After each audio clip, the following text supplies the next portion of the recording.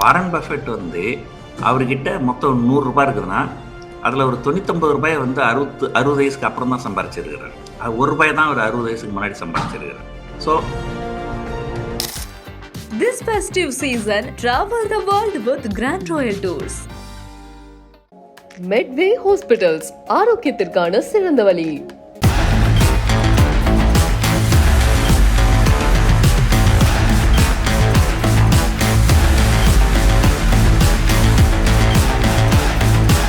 குறைஞ்சபட்சம் மாசத்துக்கு 4000 5000 நம்ம சேமிக்கணும் அப்படிங்கிற ஒரு எண்ணம் வந்ததுனால் ஓகே, அந்த சேமிக்கிற பணத்தை எப்படி முதலீடு பண்ணணும் அப்படிங்கிற எண்ணம் வரும். உலகத்துல முதலீட்டாளர்கள்ல யாரு மிகச்சிறந்தவங்கன்ற தேட வேண்டிய ஒரு சூழ்நிலை வரும். அப்பதான் வாரன் பஃபெட் உங்க கண்ணில் படுவார். ஸோ என்னைக்கு வாரன் பஃபெட் உங்க கண்ணில் பட்டுட்டாரோ அன்னைக்கே நீங்க உங்களுடைய வெற்றி வந்து ஆரம்பிச்சிடுச்சு. ஒரு முதல் படி நீங்க எடுத்து வச்சுட்டீங்க அப்படிங்கறத புரிஞ்சுக்கலாம். வாரன் பஃபெட் வந்து உலகத்திலேயே ஒரு மிகப்பெரிய பணக்காரரா இருந்தாலுமே அவர் கிட்டத்தட்ட ஒரு 60 வயசு வரைக்கும் அவர் பெரிய பணக்காரர் இருக்காரு. மற்றவங்க யாராலையும் அதை வந்து வாரன் பஃபெட்னுடைய இடத்துக்கு ரீச் பண்ண முடியல. அவர் எந்த இடத்துல தனித்துவமா இருந்திருக்கிறாரு. நம்ம என்னதான் ஒரு இன்ஸ்பிரேஷனுக்காக நம்ம பேசினாலுமே சினிமாவில் நடிக்க போற எல்லாருமே ரஜினி கமல் ஆகிட முடியாது. பாயிண்ட் என்னன்னா, வாரன் பஃபெட் அளவுக்கு நம்ம சாதிக்கணும் அப்படிங்கிற அவசியம் கிடையாது. எனக்கு தெரிஞ்சு இந்த உலகத்துல பிரைவேட் ஜெட் கம்பெனி நடத்துறாரு அவரு. ஆனா ஒரே ஒரு நாள் கூட அவரு அந்த பிரைவேட் ஜெட்ல டிராவல் பண்ணது கிடையாது. நீங்க ஒரு சேமிக்கிறீங்க, நீங்க வருஷத்துக்கு 10% ரிட்டர்ன் கிடைக்குது உங்களுக்கு. நான் சம்பாதிக்கிறேன், வருஷத்துக்கு 12% எனக்கு கிடைக்குது அப்படின்னா 2% தானே அப்படின்னு தோணும். ஆனா ஒரு 50-60 ஆண்டு காலம் கழிச்சு பார்த்தீங்கன்னா உங்ககிட்ட 10 கோடி இருக்குதுன்னா எங்கிட்ட வந்து 1000 கோடி இருக்கும். ஸோ அதுதான் அந்த கம்பவுண்டிங்கோடைய ஒரு மிகப்பெரிய இது. முதலீடுன்றது வந்து பொதுவாக சொல்லுவாங்க, உங்களுடைய சேமிப்பு எப்படி இருக்குன்னா வருமானம் மைனஸ் செலவு ஈக்குவல் டு சேமிப்பு அப்படின்னு இருக்கக்கூடாது. வருமானம் மைனஸ் சேமிப்பு ஈக்குவல் டு செலவு. சார் வணக்கம். வணக்கம் சார், பங்குச்சந்தையின் பீஸ்டாக கருதப்படுற வாரன் பஃபெட் அவர்கள் ஐம் கோயிங் சைலண்ட் அப்படின்னு சொல்லியிருக்காரு. வழக்கமாக அவருடைய அந்த ஆண்டு அறிக்கை அப்படிங்கிறது ரொம்ப முக்கியமாக வந்து பார்க்கப்படும் இல்லையா சார்? இந்த வருஷம் இதுதான் அவருடைய இறுதி ஆண்டு அறிக்கை அப்படிங்கிறதா பார்க்கப்படுது. அதில் என்னென்ன முக்கியமான விஷயங்கள்லாம் இருந்திருக்கு? பொதுவாக சில அடிப்படையான விஷயங்களை நம்ம பற்றி பேசுகிறோம். வாரன் பஃபெட் வந்து இந்த கம்பவுண்டிங் பற்றி அதிகமாக பேசுவார். ஸோ வாரன் பஃபெட் வந்து உலகத்திலேயே ஒரு மிகப்பெரிய பணக்காரராக இருந்தாலுமே அவர் கிட்டத்தட்ட ஒரு 60 வயசு வரைக்கும் அவர் பெரிய பணக்காரர் கிடையாது. ஸோ அவருடைய சொத்து மதிப்பு எப்போ அதிகமாக கூடி இருக்குன்னா 60 வயசுக்கு மேலதான் கூடி இருக்கு. எதுக்காக இதை சொல்றேன்னா, இப்போ நிறைய பேர் வந்து நம்ம ஊர்ல வந்து 60 வயசு ஆச்சுனாலே ஒரு ரிட்டையர்மெண்ட் அப்படிங்கிற மாதிரியான ஒரு இதுக்கு போயிடுவாங்க. ஐயோ நம்மளால இதுக்கு மேல ஒன்றும் செய்ய முடியாது அப்படிலாம் கிடையாது. நீங்க வந்து உங்களுடைய முதலீடு அப்படிங்கிறது நீங்க சாகர வரைக்கும் தொடர்ந்து பண்ணிட்டு இருக்கணும். ரெண்டாவது, பொதுவா நிறைய பேர் நம்ம பார்ப்போம், ஒரு லெத்தார்ஜிக் ஆயிடுவாங்க. ஒரு 60 வயசு ஆச்சுனாலே நம்ம ரிட்டையர் ஆயிட்டோம், நம்ம இது மேலே ஆக்டிவாக இருக்க முடியாது அப்படின்ற மாதிரி. ஸோ நிறைய பேருக்கு பார்த்தீங்கன்னா அது ஒரு வயது மூப்பே வந்து அதிகமாக தெரிய ஆரம்பிச்சிடும். ஆனால் அந்த மாதிரிலாம் இருக்கக்கூடாது. ஸோ பங்குச்சந்தை பொறுத்த வரைக்கும் நான் பொதுவாக சும்மா ஒரு காமெடிக்காக சொல்றது, நீங்கள் வந்து உங்களுடைய மூளை தொடர்ந்து வேலை செஞ்சீங்கன்னா இருக்கணும். அப்பதான் நீங்க உயிரோடு இருக்கிறீங்கன்னு அர்த்தம். நீங்க உங்க மூளைக்கு வேலையே கொடுக்கல அப்படின்னு சொன்னால் ஒரு கிட்டத்தட்ட அது ஒரு இறந்த நிலைக்கு சமம். அப்ப எங்களுடைய உறவினர் ஒருத்தர் வந்து ரொம்ப ஒரு குறைவான வயசுலயே இறந்துட்டாரு. அப்போ ஒரு நண்பர் சொன்னாரு, பாருங்க அயோக்கிய பசங்கள்லாம் நல்ல லாங் லைஃப் உயிரோடு வாழறாங்க, இவர் பாருங்க ரொம்ப நல்லவருங்க, அவரு சீக்கிரமே இறந்துட்டாரு அப்படின்னாங்க. அப்போ நான் சொன்னேன், நீங்க ரொம்ப நல்லவரா இருக்கிறதுனால தான் சீக்கிரம் இறந்துட்டாரு. ஏன்னா கொஞ்சம் அயோக்கியரா இருந்தா அவர் வந்து கொஞ்சம் பொய் சொல்ல வேண்டி வரும். ஒரு பொய்யை காப்பாத்துறதுக்கு 4 பொய் சொல்ல வேண்டி வரும். 4 பொய்யை காப்பாத்துறதுக்கு 40 பொய் சொல்ல வேண்டி வரும். அத்தனையும் ஞாபகம் வச்சுக்கணும். அவங்க மூளை வந்து தொடர்ந்து வேலை செஞ்சுக்கின்னு இருக்கும். சிலர்லாம் வந்து ஏதோ நம்ம அரசாங்க உத்தியோகத்துக்கு போனோமா, கையெழுத்து போட்டோமா, 58 வயசு ஆச்சா, ரிட்டையர் ஆயிட்டோமா, வீட்டில் வந்தோமா, அப்படி சும்மா உட்காந்து இருந்தோமா நடந்தாக்கா அவங்களுக்கு எந்த மூலையும் வேலை செய்யாது. அதனாலதான் நீங்க நல்லா பாத்தீங்கன்னா இந்த பங்கு சந்தையில சார்லி மங்கர் 100 வயசு வரைக்கும் உயிரோடு இருந்தாரு. வாரன் பஃபெட் வந்து 95 வயது வரைக்கும் இன்னமும் ஆக்டிவா இருக்கிறார். முதல்ல நம்ம புரிஞ்சுக்க வேண்டிய விஷயம் என்னன்னா, நீங்க இது வந்து பங்குச்சந்தையா தான் இருக்கணும்ன்ற அவசியம் கிடையாது. ஆனால் தொடர்ந்து உங்க மூளைக்கு வேலை கொடுத்துக்கினே இருக்கணும். ஸோ தொடர்ந்து இதுதான் வந்து வாரன் பஃபெட் கிட்ட இருந்து நான் கத்துக்கினது. அவரு இதை சொல்லல, ஆனா அவர்கிட்ட இருந்து நான் கத்துக்கினது என்னன்னா, age is only a number. இப்போ நிறைய என்னுடைய நண்பர்கள் கேட்பாங்க, எங்க உங்களுக்கு 60 வயசுக்கு மேல ஆச்சு, ஏன் உங்ககிட்ட இல்லாத பணமா நிறைய இந்த சோஷியல் மீடியாலாம் போனீங்கன்னா பாருங்க, நீங்க தொடர்ந்து எஸ்ஐபியில் அவ்வளோ பணம் போட்டீங்கன்னா 40 வயசுல ரிட்டையர் ஆயிடலாம். சரி, 40 வயசுல ரிட்டையர் ஆயிட்டு என்ன பண்ண போறீங்க? அந்த ஒரு படத்துல வடிவேலு ஜோக் ஒன்று வரும், சும்மா இருக்கிறேன் அப்படின்னு சொல்லிட்டு. 40 வயசுல ரிட்டையர்மெண்ட் ஆயிட்டு என்ன பண்ண போறீங்க? சும்மா உட்கார போறீங்களா? எத்தனை நாள் உங்களால சும்மா உட்கார முடியும்? அப்போ கேட்டீங்கன்னா இந்த முகேஷ் அம்பானி, டாடா, பிர்லா அவங்க கிட்டலாம் ரிட்டையர்மெண்ட் ஆகுற அளவு கையில காசு இல்லையா? அவங்களாம் வந்து அவங்க கிட்ட இருக்கிற பணத்தை பேங்க்ல எஃப்டி போட்டாக்கா எத்தனை ஜெனரேஷன் ஆனாலும் உட்காந்து சாப்பிடலாம். இருந்தாலும் ஏன் வந்து அவங்க தொடர்ந்து உழைக்கிறாங்க? ஏன்னா ஒரு சும்மா இருக்கிறது அப்படிங்கிறது வந்து அந்த வடிவேலு படத்துல வர மாதிரி ஒரு சுலபமான விஷயம் கிடையாது. ரெண்டாவது, நீங்க சும்மா உட்கார்ந்து இருந்தீங்கன்னா உங்க மூளைக்கு எங்க வேலை இருக்கு? அந்த தொடர்ந்த ஒரு இது இருக்கணும். சரி, ஒரு காலகட்டத்தில் நமக்கு பணம் தேவைப்படாம இருக்கலாம். நமக்கு பணம் தேவையில்லை, ஆனா நம்ம வந்து இப்போ முகேஷ் அம்பானிக்கு இதுக்கு மேல பணம் தேவையில்லை, பணம் நிறைய இருக்கு. ஆனா இருந்தாலும் அந்த ஒரு நிறுவனம் அதை நடத்தும் போது அந்த நிறுவனத்துல ஒரு ஆயிரக்கணக்கான மக்களுக்கு வேலை கிடைக்குது. ஸோ ஆயிரக்கணக்கான குடும்பங்கள் வந்து அவர் நம்பி உழைக்கிறாங்க. ஸோ அது வந்து it's a contribution to the society. So உங்களுக்கு பணம் தேவைப்பட்டால் நீங்க சம்பாரிச்சிங்க, தேவைப்படலைனாலும் பணம் சம்பாதிக்கிறதுக்காக இல்லைனாலும் ஒரு வேலை வாய்ப்பு உருவாக்குறதுக்காக செய்யலாம். ஸோ வாரன் பஃபெட் பார்த்தீங்கன்னா அவருடைய பெரும் பகுதியான வருமானத்தை அவர் வந்து சேரிட்டிக்கு செலவு பண்றாரு. எனக்கு தெரிஞ்சு உலகத்துல அதிகபட்சமா சேரிட்டி பண்றதுல ஒரு டாப் 3-4 பேர் எடுத்தீங்கன்னா அதுல வாரன் பஃபெட் வந்துருவாரு. ஸோ அது வந்து அவர் பண்றாரு. ஸோ இப்போ வந்து 95வது வயதுல இதுக்கு மேல வந்து இதுதான் கடைசி, அது சிஇஓ. இன்னைக்கு வரைக்கும் அவர் தான் சிஇஓ இருக்கிறாரு, சீஃப் எக்ஸிகியூட்டிவ் ஆஃபீஸர்னு சொல்லுவாங்க. ஸோ இதுக்கு மேல அந்த சிஇஓ பதவியில இருந்து அவர் வெளியே வந்துடுறாரு. பட் சிஇஓ பதவியில இருந்து வெளியே வந்தாலுமே பங்குச்சந்தையில இருந்து அவர் வெளியே வரமாட்டார். பங்குச்சந்தையில தொடர்ந்து அவர் வந்து முதலீடுகள் பண்ணின்னு தான் இருப்பார். அவர் நிறைய பழைய விஷயங்கள்லாம் பார்த்தீங்கன்னா அவர் செஞ்ச தவறுகள் எல்லாம் கூட சுட்டி காட்டி இருக்கிறார். அதாவது தவறு செய்யாதவன் மனிதன் கிடையாது. ஒரு இந்த ஐடி பூம் அப்படின்னு சொல்லுவாங்க, 2000ல இருந்து ஒரு ஐடி பூம் வந்தது. அதை வந்து அவர் சரியா கேப்சர் பண்ணல. ஒரு காலத்துல வந்து ஏர்லைன்ஸ்லாம் நல்லா பர்ஃபார்ம் பண்ணணும்னு சொல்லிட்டு ஏர்லைன் ஸ்டாக்ஸ்லாம் நிறைய வச்சிருந்தாரு. ஆனா ஏர்லைன் ஸ்டாக்ஸ்லாம் வந்து எதுவுமே வந்து சரியா பர்ஃபார்ம் பண்ணல. உலகம் முழுக்க ஏர்லைன் சம்பந்தப்பட்ட ஸ்டாக்ஸ் வந்து பெரும்பாலும் எதுவுமே வந்து சரியா பர்ஃபார்ம் பண்ணல ஒரு லாங்கர் பீரியட் ஆஃப் டைம்ல. அந்த மாதிரி அவரு சில தவறுகளும் பண்ணியிருக்கிறாரு. தவறுன்னு சொல்ல முடியாது, ஒரு ஆப்பர்ச்சுனிட்டியை வந்து ஒரு கேப்சர் பண்ணாம ஜட்ஜ் பண்ணாம விட்டுறாரு. அதே போல அவர் கிரிப்டோலயே வந்து அவர் வந்து இன்ட்ரெஸ்ட் காமிச்சது கிடையாது. அவர் என்ன சொல்றாரு, I do not invest in any business which I don't understand. அதனால கிரிப்டோல ஆனா வந்து கிரிப்டோலாம் வந்து பல மடங்கு வந்து ரிட்டர்ன் வந்து கொடுத்துருக்குது. ஸோ வாரன் பஃபெட் அவரை பத்தி நம்ம நிறைய பேசலாம். அவர் சொன்னதா நிறைய செய்திகள் வருது, அதெல்லாம் உண்மையா பொய்யான்னு தெரியாது. அவர் அதுல சில ஃபேமஸான கோட்ஸ் பார்த்தீங்கன்னா, when everybody is fearful you be greedy, when everybody is greedy you be fearful அப்படின்னு சொல்லுவாங்க.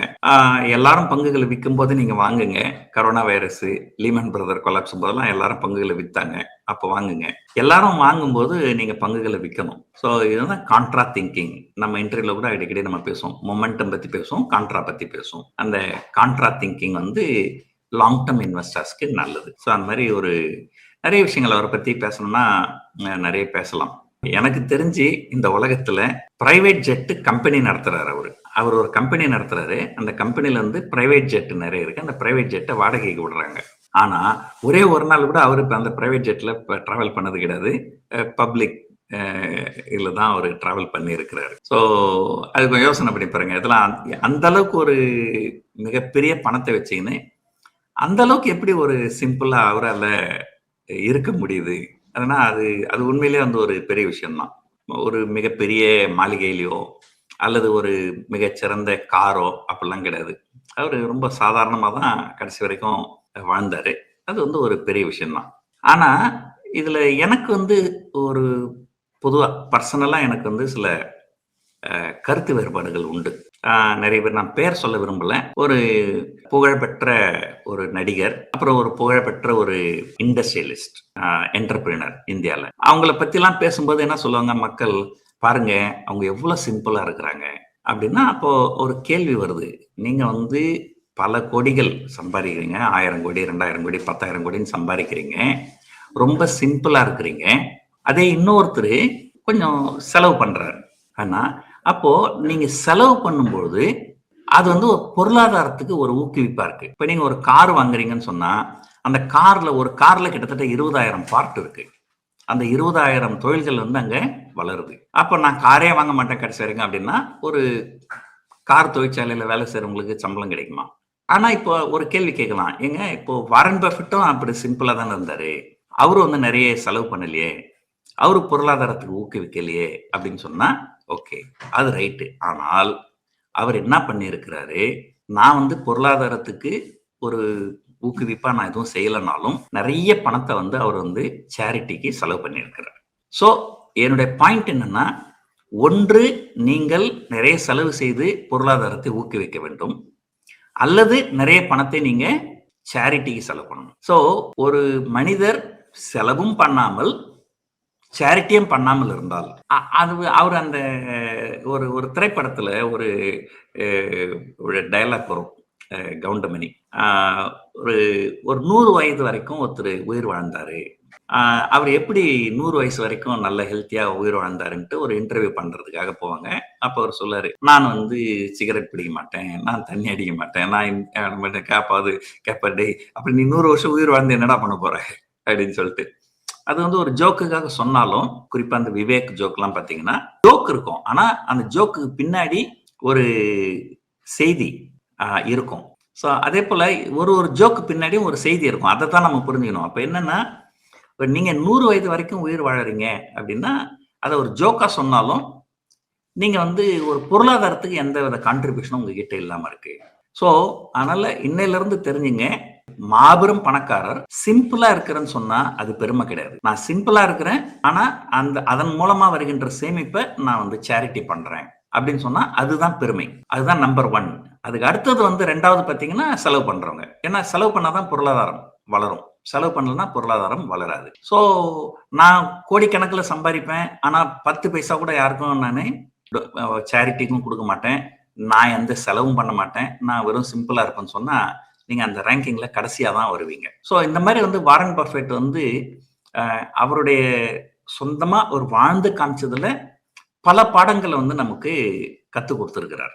ஸோ அவர்கிட்ட இருந்து கத்துக்க வேண்டிய விஷயங்கள் நெறைய இருக்குது. சரி, இப்போ பங்குச்சந்தையை பொறுத்தவரைக்கும் ஒரு கான்ஃபிடன்ஸ் இதில் வந்து நீண்ட கால அடிப்படையில் சரியாக முதலீடு பண்ணால் நிச்சயமாக ஒரு வெல்த் அப்படிங்கிறத உருவாக்க முடியும் அப்படிங்கிற நம்பிக்கையை விதைச்சவர் வந்து வாரன் பஃபெட். அவரை பார்த்து அதாவது ஒரு கான்ஃபிடன்ஸ் இருக்குது, அவர் ப்ரூஃப் பண்ணி காமிச்சிருக்கிறாரு அப்படின்னு சொல்லி. எக்ஸ்பீரியன்ஸ் தான் இல்லையா சார்? நீங்கள் சொன்ன மாதிரி இத்தனை ஆண்டு காலம் அவர் வந்து இருந்திருக்கிறாரு. நீங்கள் பர்சனலாக ஒரு சில ஆண்டு காலம் பங்குச்சந்தையில் நீங்களும் வந்து இருந்திருக்கீங்க. சிறு முதலீட்டாளர்களா இப்போதான் பங்குச்சந்தை அணுகிறவங்க இந்த அனுபவத்திலிருந்து என்னென்ன விஷயங்கள் கற்றுக்கணும்? ஃபர்ஸ்ட் பார்த்தீங்கன்னா பேஷன்ஸ். வாரன் பஃபெட் வந்து அவர்கிட்ட மொத்தம் ₹100 இருக்குதுன்னா, அதில் ஒரு ₹99 வந்து 60 வயசுக்கு அப்புறம் தான் சம்பாரிச்சிருக்கிறார். அது ₹1 தான் அவர் 60 வயசுக்கு முன்னாடி சம்பாரிச்சிருக்கிறார். ஸோ பேஷன்ஸ் அது வந்து நம்பர் 1. எனி இன்வெஸ்ட்மெண்ட்ல பார்த்தீங்கன்னா உங்களுக்கு பேஷன்ஸ் இருக்கணும். 2வது பர்சிஸ்டன்ஸ். அதாவது ஒரு தொடர்ந்த முயற்சி. அவருடைய ₹100ல ₹1 தான் அவர் 60 வயசுக்கு முன்னாடி சம்பாரிச்சாரு. 60 வயசுக்கு அப்புறம் தான் மீதி ₹99 சம்பாரிச்சாருன்னு சொன்னாலுமே, ஆனா அந்த 60 வயசு வரைக்கும் அந்த ₹1 அவர் சம்பாதிக்காம இருந்திருந்தால் 60 வயசுக்கு அப்புறம் ₹99 வந்திருக்குமா? ஸோ இந்த ₹99 பெருசா இருந்தாலுமே இந்த ₹99க்கு அடித்தளம் இட்டது அந்த ₹1 தான். ஸோ அதனால வந்து நம்ம கிட்ட ₹5000 தானே இருக்குது. நம்ம இதை போய் சேமிச்சு பண்ணி நம்ம என்ன பெருசா கொட்டை கட்ட போறோம்? இதை நம்ம செலவு பண்ணலாம் அப்படின்னு நினைக்காம ஒரு ஒரு சிறிய தொகையா இருந்தாலும் அதை நீங்க தொடர்ந்து நீங்க வந்து சேமிக்கணும். அப்பதான் வந்து 60 வயசுக்கு அப்புறமாவது உங்களால ஒரு பெரிய ஆளா வர முடியும். இல்லைன்னா கடைசி வரைக்கும் நம்மளால பெரிய ஆளா வர முடியாது. அப்படிங்கிறது ஒரு முக்கியமான பாடமா நம்ம அவர்கிட்ட இருந்து எடுத்துக்கலாம். பேஷன்ஸ், பர்சிஸ்டன்ஸ், அதே போல வந்து ஏற்கனவே சொன்ன மாதிரி buy the fear sell the greed அப்படின்னு சொல்லுவாங்க. ரொம்ப ஷார்ட்டா சொன்னாக்கா அதான் நான் வந்து தமிழ்ல சொல்லும்போது ஜோக்கா சொல்லுவேன், ஓடுற பஸ்ல ஏறக்கூடாது அப்படின்னு சொல்லுவேன். ஸோ அந்த மாதிரி ஒரு நிறைய விஷயங்கள் வந்து இன்வெஸ்ட்மெண்ட்ல வந்து அவர் பண்ணது ஒரு பெரிய விஷயம். ரொம்ப சிம்பிளான விஷயங்கள் தான். பட் இருந்தாலும் ரொம்ப எஃபெக்டிவான விஷயமா இருந்திருக்கு. நீங்க சொன்ன மாதிரி ரொம்ப சிம்பிளான விஷயங்கள் தான் பண்ணியிருக்காரு. அது ரொம்ப எஃபெக்டிவா இருக்கு அப்படின்னு சொன்னீங்கல்ல. ஏன் மற்றவங்க யாராலையும் அதை வந்து வாரன் பஃபெட்னுடைய இடத்துக்கு ரீச் பண்ண முடியல? அவர் எந்த இடத்துல தனித்துவமா இருந்திருக்கிறாரு? நம்ம என்னதான் ஒரு இன்ஸ்பிரேஷனுக்காக நம்ம பேசினாலுமே, சினிமாவில் நடிக்க போற எல்லாருமே ரஜினி, கமல் ஆகிட முடியாது. ஸோ வாழ்க்கையில அந்த வாழ்க்கை ஓட்டத்துல சிலருக்கு சில விஷயங்கள் வந்து சாதகமா இருந்திருக்கும். ஸோ அந்த பாயிண்ட் என்னன்னா, வாரன் பஃபெட் அளவுக்கு நம்ம சாதிக்கணும் அப்படிங்கிற அவசியம் கிடையாது. ஒரு மனிதன் சந்தோஷமா இருக்கணும், சந்தோஷமா வாழணும் அப்படின்னா வாரன் பஃபெட் அளவுக்கு சம்பாரிச்சாதான் சந்தோஷமா இருக்கணும்ன்ற அவசியம் கிடையாது. ஸோ நமக்குன்னு சில பிளஸ் பாயிண்ட் இருக்கும், சில மைனஸ் பாயிண்ட் இருக்கும். ஸோ நமக்குன்னு சில சாதகங்கள் பாதகங்கள் இருக்கும் சில நாடுகளுக்கும். ஸோ ஒரு சின்ன உதாரணத்துக்கு சொல்றேன் பாருங்க. இந்த கம்பவுண்டிங் அப்படின்னு சொல்றோம். அது கம்பவுண்டிங் அப்படிங்கிறது வந்து அது ஒரு மிகப்பெரிய விஷயம். இப்போ ஒரு உதாரணத்துக்கு சொல்றேன். நீங்க ஒரு சேமிக்கிறீங்க. நீங்க வருஷத்துக்கு 10% ரிட்டர்ன் கிடைக்குது உங்களுக்கு. நான் சம்பாதிக்கிறேன். வருஷத்துக்கு 12% எனக்கு கிடைக்குது அப்படின்னா, 2% தானே அப்படின்னு தோணும். ஆனா ஒரு 50, 60 ஆண்டு காலம் கழிச்சு பார்த்தீங்கன்னா, உங்ககிட்ட 10 கோடி இருக்குதுன்னா என்கிட்ட வந்து 1000 கோடி இருக்கும். ஸோ அதுதான் அந்த கம்பவுண்டிங்கோடைய ஒரு மிகப்பெரிய இது. இப்போ ஒரு உதாரணத்துக்கு சொல்றேன். நீங்க இந்தியால இருக்கிறீங்க. இந்த ஹை டாக்ஸேஷன் இருக்கு. ஒரு கிட்டத்தட்ட 30% நீங்க டாக்ஸ் பே பண்ணிடுறீங்க. இப்போ இதே நீங்க வந்து ஒரு யுனைடெட் அரப் எமிரேட்ஸ்ல இருக்கீங்க. உங்களுக்கு டாக்ஸ் கிடையாது. இப்போ நீங்க பணத்தை வங்கியில வைப்பு நிதியில வைக்கிறீங்க. உங்களுக்கு ஒரு 10% வட்டி கிடைக்குதுன்னு வச்சுப்போம். அதுல 3% டாக்ஸுக்கு போயிடும். மீதி 7% தான் கிடைக்கும். அதே யுனைடெட் அரப் எமிரேட்ஸ்ல இருக்கிறவங்களுக்கு அந்த 10%ம் கிடைச்சிரும். அப்ப அந்த 3% ரிட்டர்ன் வந்து கூடுதலா கிடைக்குது.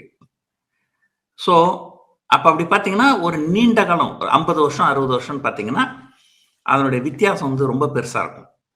ஸோ அதே போல ஒரு நாட்டுல வந்து ஒரு தொழில் தொடங்குவதற்கு உண்டான வசதிகள், வாய்ப்புகள் சில நாடுகள்ல கூடுதலா இருக்கும். சில நாடுகள்ல குறைவா இருக்கும். ஸோ அந்த மாதிரி ஏற்றத்தாழ்வுகள் இருக்கலாம். ஸோ மற்றபடி ரொம்ப ஏழ்மையான சூழ்நிலையில இருந்து ஒரு பெரிய லெவல்ல வந்தார் அப்படிலாம் சொல்ல முடியாது. கண்டிப்பா அவருக்கு வந்து ஒரு ஃபைனான்சியல் பேக்ரவுண்ட் இருந்திருக்கும். அதை பத்தி விவரம் வந்து என்கிட்ட கிடையாது. ஆனா வாரன் பஃபெட் அளவுக்கு நம்ம சாதிக்கணும் அப்படிங்கிற அவசியம் கண்டிப்பா கிடையாது.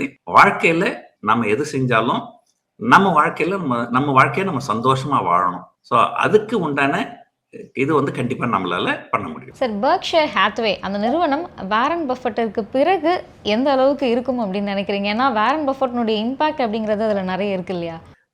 அப்படி சொல்ல முடியாதுங்க. ஒரு நிறுவனம் ஆரம்பிக்கும் பொழுது அதுக்கு வந்து பல சிக்கல்கள் வரும். அது வந்து டீத்திங் ப்ராப்ளம் அப்படின்னு சொல்லுவாங்க ஆங்கிலத்துல. ஆனா ஒரு நிறுவனம் நல்ல மிகப்பெரிய அளவுல வளர்ந்ததுக்கு அப்புறம் அது வந்து ஒரு என்ன சொல்றதுன்னா, ஒரு ப்ரொஃபஷனல்ஸால ரன் பண்ணக்கூடிய ஒரு இதுவா இருக்கும். இப்போ ஒரு உதாரணத்துக்கு பார்த்தீங்கன்னா, இந்தியால எடுத்துக்கங்க. HDFC பேங்க் இருக்கு, ICICI பேங்க் இருக்கு, ரிலையன்ஸ் இண்டஸ்ட்ரீஸ் இருக்கு. ரிலையன்ஸ் இண்டஸ்ட்ரீஸ்க்கு யாரு ஓனரு? முகேஷ் அம்பானி. டாடா கம்பெனிக்கு யார் ஓனரு? டாடா. HDFC பேங்க்குக்கு யார் ஓனரு? யாருமே கிடையாது. ICICI பேங்க்குக்கு யார் ஓனரு? யாருமே கிடையாது. ஸோ எப்படின்னா, இதெல்லாம் வந்து ப்ரொஃபஷனலி ரன் ஆர்கனைசேஷன். ஸோ அதெல்லாம் நல்லா தானே செயல்பட்டு இருக்கு. அது எதுவுமே அந்த ஒரு தலைவர் இல்லை, ஒரு ப்ரொமோட்டர் இல்லை அப்படிங்கிறதுனால அந்த நிறுவனம்லாம் சரியா போகாம இல்லை. ஸோ ஒரு உதாரணத்துக்கு பார்த்தீங்கன்னா, ஒரு திருபாய் அம்பானி, முகேஷ் அம்பானியோட அப்பா திருபாய் அம்பானி, அவர் அந்த ரிலையன்ஸ் இண்டஸ்ட்ரி ஆரம்பிக்கும் போது நிறைய கஷ்டப்பட்டிருப்பாரு. அப்போ ஒரு நல்ல தலைமை வந்து தேவைப்படுது. அப்போ ஒரு காலகட்டத்தில் ஒரு மிகப்பெரிய நிறுவனமா நல்லா டெவலப் ஆனதுக்கு அதுக்கப்புறம் திருபாய் அம்பானி இருந்தாதான் அந்த நிறுவனம் நல்லா செயல்படும் அப்படின்னு அவசியம் கிடையாது. அவருடைய மகன் வந்து முகேஷ் அம்பானி இப்போ இது பண்றாரு. ஒருவேளை முகேஷ் அம்பானி இந்த வியாபாரத்துல ஆர்வம் இல்லை அப்படின்னா கூட அந்த நிறுவனத்தை வந்து ஒரு ப்ரொஃபஷனல்ஸ் கிட்ட கொடுத்துட்டு அவர் ஒதுங்கினா கூட அந்த நிறுவனம் நல்லாவே செயல்படும். அதே போல நீங்க இன்ஃபோசிஸ் பாருங்க. இன்ஃபோசிஸ் ஒரு நல்ல மிகச்சிறந்த நிறுவனம். அதுக்கு யார் ப்ரொமோட்டரு? நாராயணமூர்த்தி ப்ரொமோட்டர் அப்படின்னு நம்ம சொல்றோம்.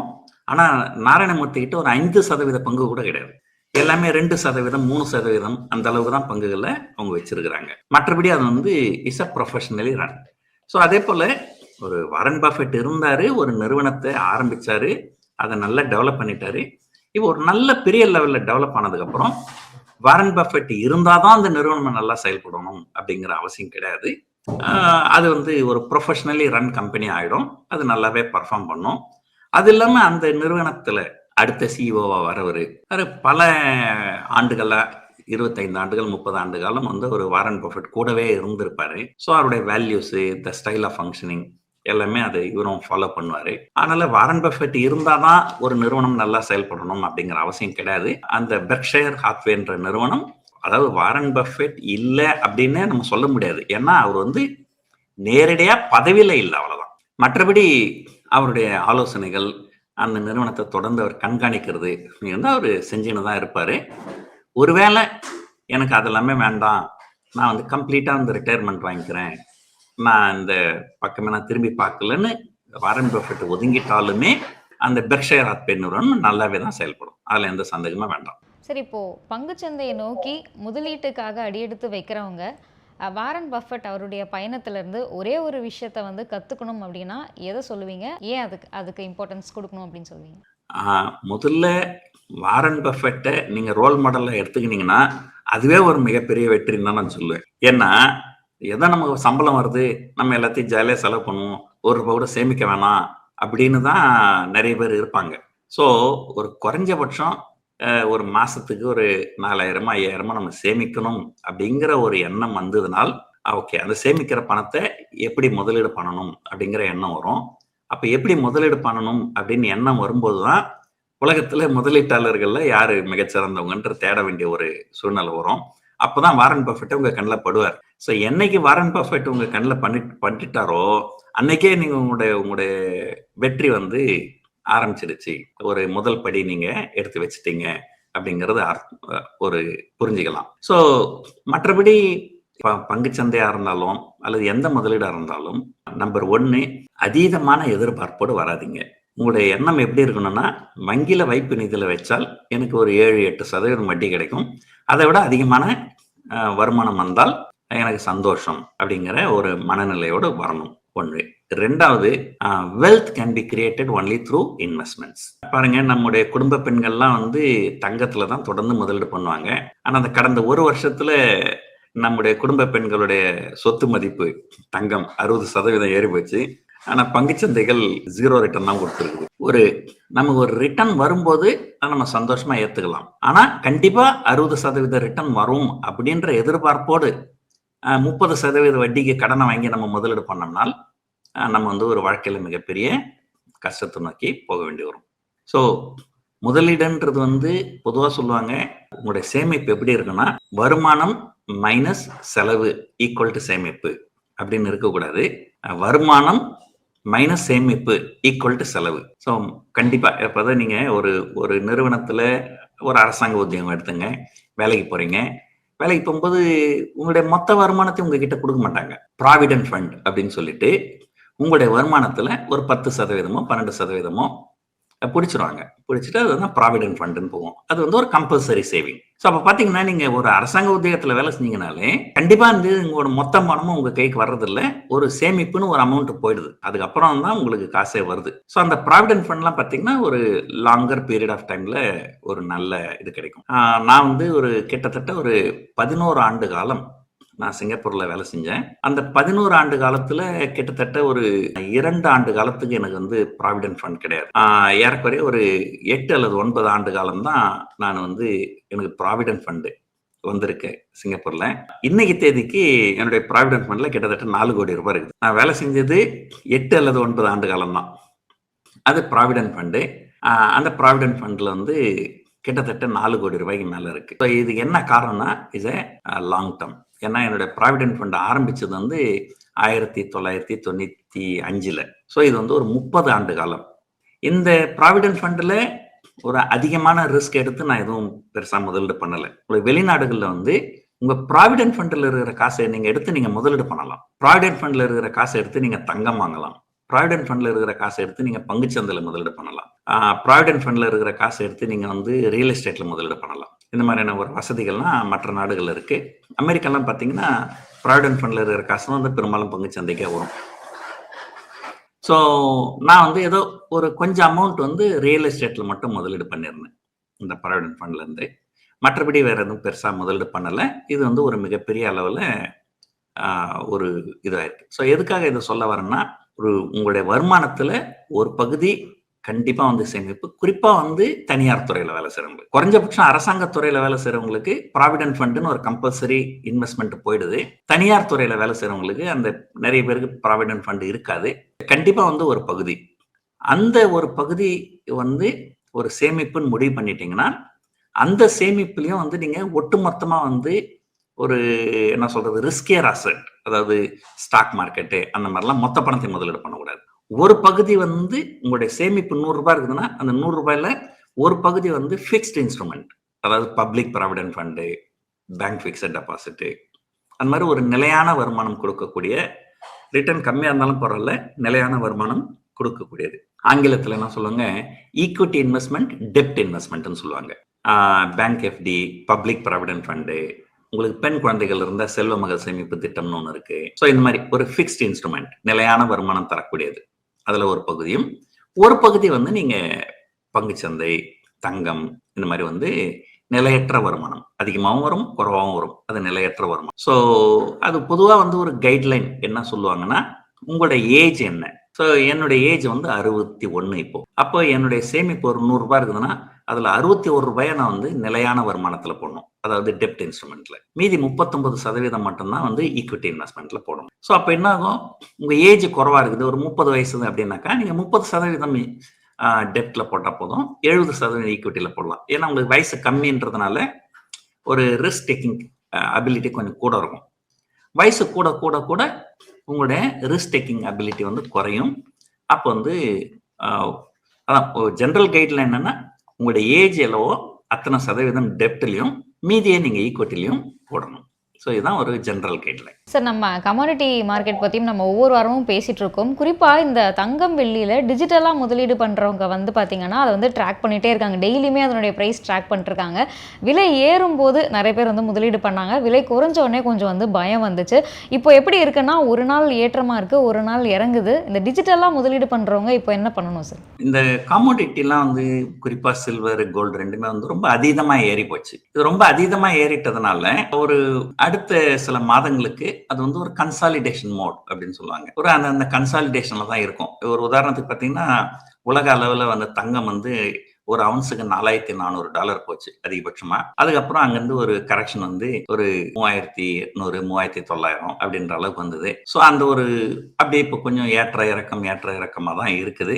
இது வந்து பொருளாதாரத்துல தெளிவு இன்னும் பிறக்கல. இந்த ட்ரம்ப்னுடைய டேரிஃப் அதெல்லாம் ஓரளவுக்கு ஏதாவது புது ஒரு தெளிவு வரும்போது தான் அந்த கோல்டு வந்து ஒரு ஸ்டேபிளா இருக்கும். இப்போ இந்த அன்சர்டனிட்டி, இந்தியாவுக்கும் அமெரிக்காவுக்கும் இருக்கிற வர்த்தக ஒப்பந்தம், சைனாவுக்கும் அமெரிக்காவுக்கும் இருக்கிற வர்த்தக ஒப்பந்தம், அது இல்லாம அங்க ஒரு சுப்ரீம் கோர்ட்ல கேஸ் வேற போயிட்டு இருக்கு. இந்த டேரிஃப் போடுறதுக்கு பிரசிடென்ட் அதிகாரம் இருக்குதா இல்லையா அப்படின்ட்டு. ஸோ அந்த மாதிரி நிறைய அன்சர்டனிட்டி இருக்கிறதுனால ஒரு நாள் ஏறுறது ஒரு நாள் இறங்குறது அப்படின்ட்டு ஒரு பெருசா ஏறவும் ஏறாது, பெருசா இறங்கவும் இறங்காது. ஆனா நேற்று பாத்தீங்கன்னா தங்கம் வந்து கிட்டத்தட்ட ஒரு 2.5%, வெள்ளி வந்து ஒரு கிட்டத்தட்ட 4% நேற்று இறங்கிடும். சோ இந்த வோலாட்டிலிட்டி, அதாவது ஒரே நாள்ல 4% ஏறுறது 4% இறங்குறது, இந்த வோலாட்டிலிட்டி வந்து சிறு முதலீட்டாளர்கள் பார்த்துருக்க மாட்டாங்க. ஆனா இப்போ அந்த வோலாட்டிலிட்டி கண்டிப்பா இருக்கும். ஸோ இந்த வோலாட்டிலிட்டி ஒரு ஷார்ட் டேர்ம்ல ஒரு அதிகபட்ச லாபமோ அதிகபட்ச நஷ்டமோ பார்க்கறதுக்கு வாய்ப்புகள் இருக்கு. அந்த ரிஸ்க் அப்படைட் உங்களுக்கு இருந்தா மட்டும்தான் நீங்க வந்து காமோடிட்டியில போகணும். இல்லைன்னா கொஞ்ச நாளைக்கு காமோடிட்டியில இருந்து வெளியே இருக்கிறது நல்லது. சார், இந்த வாரம் பொறுத்த வரைக்கும் பங்குச்சந்தை என்ன லெவல்ஸ்ல ட்ரேட் ஆகும் நம்ம எதிர்பார்க்கலாம்? நம்ம ஏற்கனவே சொல்லியிருந்தோம் 25,500 ஒரு நல்ல சப்போர்ட்டா இருக்கும்ட்டு. ஆனா கடந்த ஒரு வாரத்துல 2 தடவை அதை பிரேக் பண்ணாங்க. ஆனா 2 தடவை பிரேக் பண்ணாலுமே அதுக்கு கீழே க்ளோஸ் ஆகலன்னு நினைக்கிறேன். க்ளோஸ் ஆனது வந்து இது மேலதான் க்ளோஸ் பண்ணாங்க. ஸோ அதனால வந்து இப்போ பீகார் எலெக்ஷன் ரிசல்ட்டும் எதிர்பார்த்த அளவு இருக்கிறதுனால அந்த 25,500 அப்படிங்கிறது ஒரு பெரிய சப்போர்ட்டா இருக்கும். அதே நேரத்துல டெக்னிக்கலா பாத்தீங்கன்னா 26,100 இந்த வருஷத்தோட ஹை. அங்க போயிட்டு கீழே வந்து திரும்ப மேல போய் திரும்ப 26,100 போயிட்டு திரும்ப கீழே வந்தது. அப்ப இது வந்து டெக்னிக்கலா வந்து இந்த டபுள் டாப் அப்படின்னு சொல்லுவாங்க. அந்த டபுள் டாப்ன்றது எப்ப கன்ஃபார்ம் பண்ணுவாங்க அப்படின்னா, முதல்ல 26,100 போயிட்டு கீழே வந்தது. கீழே எவ்வளவு கீழே வந்ததுன்னா 25,700 வந்தது. 400 புள்ளிகள் இறங்கிச்சு. திரும்ப மேல போய் கரெக்டா அந்த 26,100 டச் பண்ணிட்டு திரும்ப கீழே வந்தோம்னா அந்த 25,700க்கு கீழே வரக்கூடாது. அது 25,700க்கு கீழே வந்துடுச்சுன்னு சொன்னால் இந்த டபுள் டாப் வந்து கன்ஃபார்ம் ஆயிடுது. ஸோ 26,100 அப்படிங்கிறது டபுள் டாப். அதனால அது ஒரு நல்ல பெரிய ரெசிஸ்டன்ஸ். ஒருவேளை அதை திரும்ப போச்சுனால் ட்ரிபிள் டாப்பு 4 டாப்லாம் கிடையாது. ஸோ டபுள் டாப்பை தாண்டி மேலே போச்சுனால் ஒரு பங்குச்சந்தையில் வேகமா இன்னும் நல்லா மேலே போறதுக்கு வாய்ப்புகள் நிறைய இருக்கு. ஸோ அதனால இப்போதைக்கு என்னன்னா ஒரு 26,100ன்றது ஒரு மிகப்பெரிய ரெசிஸ்டன்ஸ். ஒருவேளை இந்த பீகார் ஸ்டேட் எலெக்ஷன் இதனால பல நல்ல காரணங்களால ஒருவேளை அதை மேலே போச்சுனால் அங்கிருந்து ரொம்ப வேகமா ஒரே நாள்ல கூட 26,300 ஆல் டைம் ஹை நோக்கி போறதுக்கு வாய்ப்புகள் நிறைய இருக்கு. அதே போல கீழே பொறுத்த வரைக்கும் 25,500ன்றது வந்து ஒரு மல்டிபிள் டைம்ஸ் நம்ம கிட்ட சொன்னோம் இல்லைங்களா, மே மாதம் 12ஆம் தேதி அந்த இந்தியாவுக்கும் பாகிஸ்தானுக்கும் சீஸ்ஃபயர் வந்தப்போ ஒரே நாள்ல பங்குச்சந்தைகள் ஏறிச்சு. 24,000 இருந்து 25,000 போச்சு நிப்டி. அதுக்கப்புறம் பாத்தீங்கன்னா 24,500 ஒரு பெரிய சப்போர்ட்டா இருந்தது. அந்த சப்போர்ட் வந்து பல தடவை வந்து அந்த சப்போர்ட்டை டெஸ்ட் பண்ணி இருக்கு மார்க்கெட். ஆனா ஒரு தடவை டெஸ்ட் பண்ணும் போதும் மார்க்கெட் ரீபவுண்ட் ஆயிருக்கு. பல தடவை வந்து இன்ட்ராடேல 24,500 கீழே போச்சு. ஆனா பொசிஷனலா ஒரே ஒரு நாள் மட்டும் 24,500 கீழே க்ளோஸ் ஆச்சு. அதே போல இப்போ வந்து அப்ப எப்படி 24,500 வந்து அந்த 6 மாதங்களுக்கு நல்ல சப்போர்ட்டா இருந்ததோ, அதே போல கோயிங் ஃபார்வர்டு 25,500 ஒரு நல்ல சப்போர்ட்டா இருக்கும். ஒருவேளை ஏதாவது காரணங்களால பங்குச்சந்தைகள் ஒரு செல்லிங் வந்ததுனாலும் ஒரு இன்ட்ராடேல அதுக்கு கீழே க்ளோஸ் ஆகலாம். இல்லது ஒரு 1 or 2 days அதுக்கு கீழே க்ளோஸ் ஆனாலுமே அடுத்த சில தினங்கள்ல மார்க்கெட் ரீபவுண்ட் ஆகி மேல போயிடும். சோ இப்போதைக்கு அடுத்த ஒரு வாரத்துக்கு 25,500 இருந்து 26,100 வரைக்கும் பங்கு சந்தைகள் ட்ரேட் நடக்கும் அப்படின்னு எதிர்பார்க்கலாம். சரி, இன்னைக்கு நம்ம நிகழ்ச்சியில கலந்துக்கிட்டு நிறைய விஷயங்கள் எங்களுக்காக பகிர்ந்துக்கிட்டீங்க. Thank you so much for joining. நன்றி. This festive season, travel the world with Grand Royal Tours. Medway hospitals, ஆரோக்கியத்திற்கான சிறந்த வழி.